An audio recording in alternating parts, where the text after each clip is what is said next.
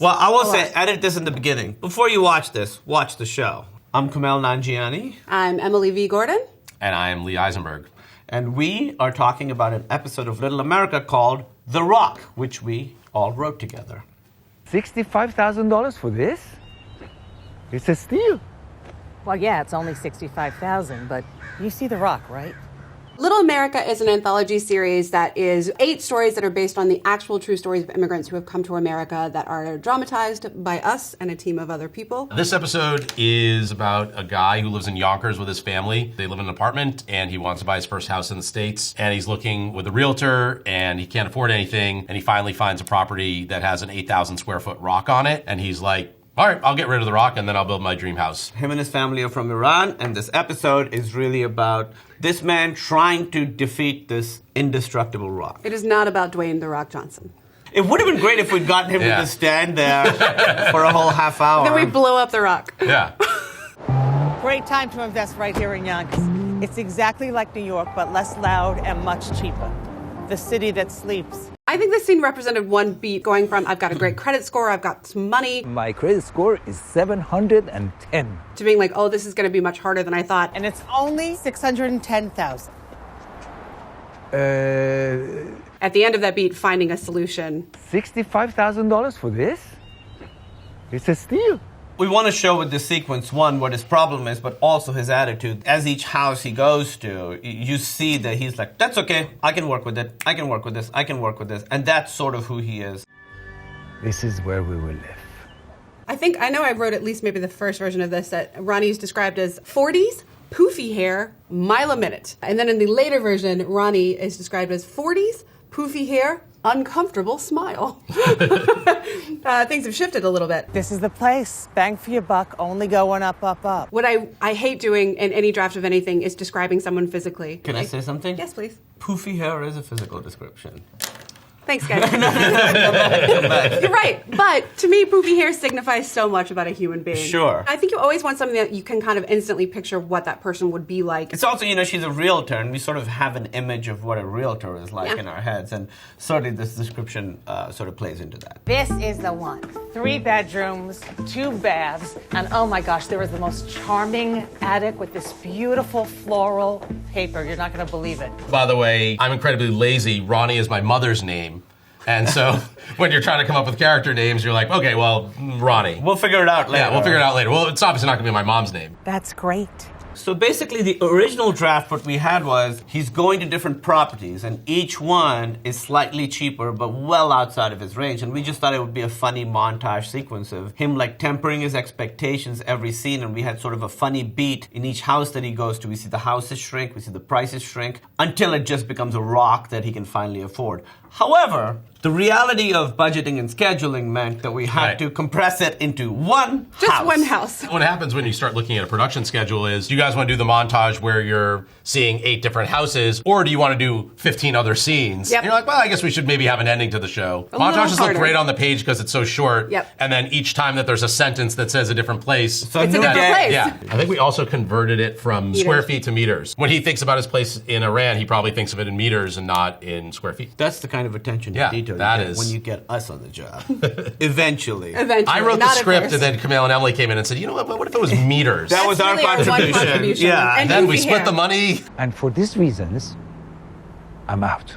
So yeah, it says here that we're going to shoot in a mansion. Now that means that you have to pay to rent a mansion. Correct. Find a mansion. You have to pay the neighbors and ask the neighbors' permission to the other mansions. And mansion people don't come cheap. And so I think that was one of the big rewrites was it wasn't a mansion anymore. It was kind of a modest house. Modest home. Comfortable, but not a mansion. From a grounded standpoint, he probably knows that he can't afford That's true. a mansion. And so it was like, not everyone's dream house is a mansion. His dream house in the show is really nice, but it's not like he didn't choose to live in Versailles. He is choosing to live in a 2,000 square foot house. And Absolutely. Yeah. How many is that in meters? 600. That's wrong. He's also ripped out from a real estate magazine a picture of his dream house. He's always kind of looking at this picture that he got from the magazine as, this is the house I want to build for my family. This is goal. To me, that was such a powerful image. This is obviously a guy who sees the world as it should be, not as it is. On the page, you could say, oh, well, he keeps talking about his dream house, but until you see that dream house personified and seeing what the reality is of his situation where he can't afford this one's too expensive, this one has a squatter in it. Rent? I want to buy. Get out of here! My room! The listing agent said the squatter will be gone by next week. I'll never leave! With Faraz, he loves numbers. You know, I love youngsters. My son, Berat, goes to SUNY Lehman. 3.65 GPA. He's obsessed with Bono. He has tremendous pride in himself and his family. He's also a musician, like Bono from U2. The credit score, I have a credit score of 710. And my credit score is 710. My dad always knows exactly what his credit score Yep. is, and I knew what mine was, but it was very bad. Very bad. Yeah. Yeah. Still is. No, it's not. Whoa. You should see my credit score in meters. It's much more And I think impressive. it's interesting, sometimes when you do a first pass of something, I'll see like an older person will be like, nah, dog. And I'm like, yep, that's me. That's me putting myself in there. Let's go back and back this out. Not everybody can talk in my voice. The house is very close to the street. And although the walk to the curb is quick, ultimately it will become a nuisance. And for these reasons, I'm out. When I'm kind of thinking of characters, I'm always trying to think of them on the phone. One thing I heard from someone was what they sound like when they're calling to cancel cable. Some people would be apologizing the whole time for causing any trouble. Some people would be trying to get as many deals as I'm they going can. in already angry. That's correct. The way I do it is I think about what someone's like at a wedding, a funeral, Great. and the grocery store. Perfect. That's yeah, what I that's think. beautiful. And the other advantage we had is that we had like all these interview transcripts from the actual person that this is based on, and that person who it's based on is such a specific personality. It really helped us in writing these characters because we could always go back to the original cadences of the original person. Don't worry. We'll find you a better place than you had in Iran. This is an interesting thing when the realtor says, we'll find you a better home than you had in Iran, and he sort of gives this. You know, people think I escaped Iran. I had a good life in Iran, a great life.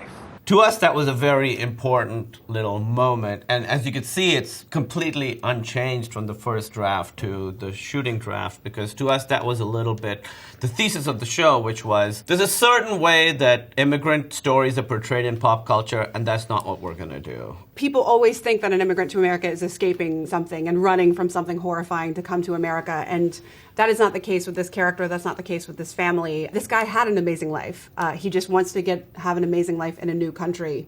That's it. I came to America to provide my family new and excellent opportunities. But it was also it was an American perspective. I mean, the realtor Right. feels, you must have run away from something. Iran was a problem, and it's dangerous, and there's terrorists and all these things. So you must have escaped there to come here. Getting his point of view on that was really important to us. That's great.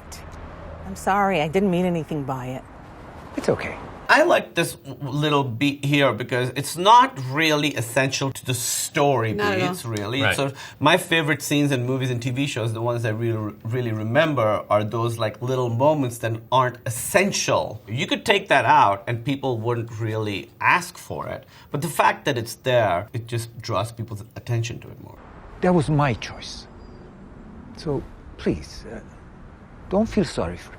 I try to cut down on monologues. Like, you don't want to have big Yes. chunks of dialogue. Because in real life, people don't stop very often and give speeches, I think that you have to kind of modulate how long you're doing it so that it feels like he's a little bit offended, and this has probably happened to him before. To me, the main thing is him saying, this was my choice, and getting to that as fast as possible was the most important part of it. Absolutely. Right, exactly. People think I escaped Iran. I had a good life in Iran, a great life. I came to America to provide my family new and excellent opportunities. That was my choice.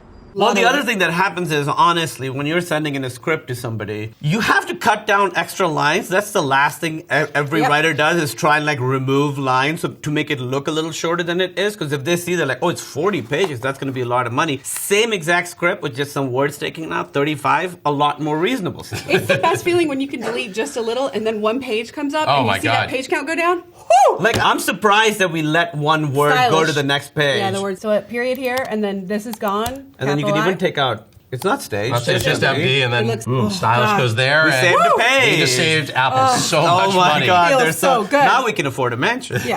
We didn't direct this episode, but even as writers, you're instructing the director and everyone what your attempt is. So first, Ronnie's car pulls into frame. We're not seeing anything, and then the car comes into it. Then, turn to reveal. And so at that moment, so you're kind of on your characters, and then turn to reveal means we're reversing the shot, and now we see what they're looking at. And what they're looking at is the massive rock. It's a steal. Well, yeah, it's only $65,000, but you see the rock, right? I think, as Lee said, as long as you can convey what you're trying to, you don't want to overdo it. Yeah. But especially, I think, in TV, you get more leeway to direct in your in your script. I also think it's like, if the director said, I don't want to turn to reveal it, what if we kind of float it in? Then that's a conversation, and you see the way that looks, and we're storytellers, and so you can tell, we're telling stories on the page, and then the whole 250 people are going to take it, and then they're going to interpret it in a different way. There's many different ways to do it. You see a rock. I see an opportunity. When we're saying, in all caps, massively overshadowed by the massive rock, this is the main antagonist of the episode. This is going to be his obstacle. So we really want to make sure that someone who's reading it understands this is the big moment. We're Pay not just attention. set This matters, dressing. yeah. We're not just set dressing. This is an important character. Right. I think also the for sale sign, I think we bolded it because it's going to be a sign. So for props, it's just like, hey, make sure that you get a sign for Yeah, this. because they can just look through and say, like, all right, gotta get that, gotta get that. Yeah. This is where we will live. I'm going to make an offer of $64,000 and no more. You know, he's a hustler, he's a negotiator, he's a businessman. This property costs $65,000. First we have this is where, you know, where we'll live. And he's really kind of taken with this. And then he can't help himself and says he's going to make an offer for $64,000. He's obsessed with Shark Tank in the episode. And so we love this idea that in the same way that the people are negotiating with the sharks, that in this moment he's going to negotiate. And he didn't get it. With Ronnie Pickens.